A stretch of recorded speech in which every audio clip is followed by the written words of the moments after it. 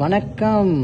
இன்னைக்கு மத்தியானம் நமக்கு டோக்கியோவில் சாதம், அப்புறம் கடாரங்காய் ஊறுகாய், பருப்பு வடை, சுண்டக்காய் வெத்த குழம்பு, அதுக்கப்புறமா சாம்பார், அப்புறம் பொரியல், அப்புறமா ரசம், சவுத் இந்தியன் ரசம், இன்னொரு கூட்டு, பால் பாயசம், அப்பளம், அப்புறமா தயிர், வெஜிடபிள் பிரியாணி. இந்தியாவில் இருக்கிற அனுபவம் தான் இங்க அப்படியே இருக்கு. இந்தியாவில் இருக்கிற மாதிரியே இருக்கு. இதுல ரொம்ப அருமையான சாப்பாடு சார். ஜப்பான்ல வெஜிடேரியன் ஃபுட் எங்களுக்கு கிடைக்கிறது.